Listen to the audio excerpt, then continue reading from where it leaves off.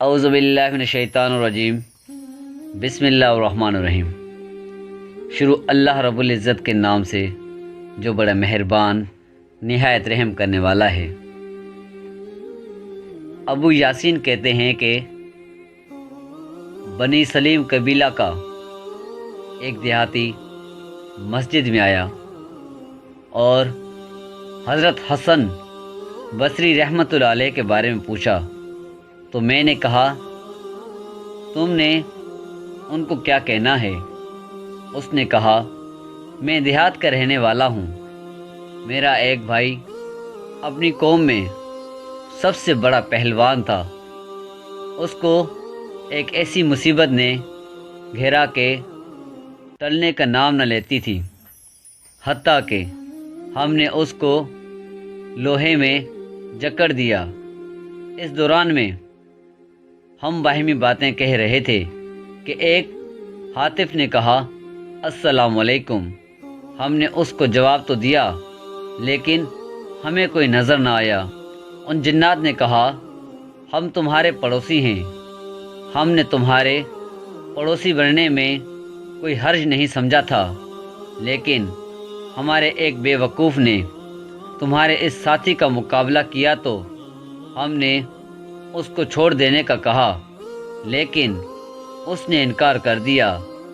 جب ہمیں اس کا علم ہوا تو ہم نے چاہا کہ آپ لوگوں سے معذرت کر لیں۔ پھر اس کے بھائی یعنی مجھ سے کہا جب فلاں دن ہو تو اپنی قوم کو جمع کر لوں اور اس کو جکڑ کر باندھ لوں، اگر یہ تم پر غالب آ جائے تو تم کبھی بھی اس کے جن اور اس پر قابو نہیں پا سکو گے۔ اس کے بعد اس کو ایک اونٹ پر بٹھلا کر فلاں وادی میں لے جاؤ اور اس وادی کی سبزی لے کر کوٹ دو، پھر اس کو اس پر لیپ کر دو۔ اس بات کا خاص خیال رہے کہ وہ تم سے چھوٹنے نہ پائے، اگر وہ چھوٹ گیا تو تم کبھی بھی اس پر غالب نہیں آ سکو گے۔ میں نے کہا اللہ تم پر رحمت فرمائے، مجھے اس وادی اور اس سبزی کا کون بتلائے گا؟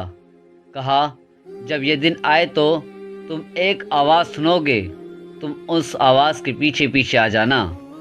چنانچہ جب وہ دن آیا تو اس کو ایک اونٹ پر بٹھایا تو میرے سامنے سے ایک آواز آئی اور میں اس کے پیچھے پیچھے ہو گیا۔ پھر اس نے کہا اس وادی میں اتر جاؤ، پھر کہا اس سے سبزی لے لو اور ایسا ایسا کرو۔ ہم نے ویسا ہی کیا۔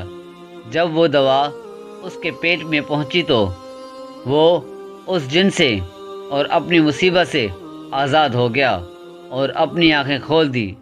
اس رہنما جن نے کہا اب اس کا راستہ چھوڑ دو اور اس کے زنجیر کھول دو۔ میں نے کہا میں ڈرتا ہوں کہ یہ منہ چھڑا کر بھاگ نہ جائے۔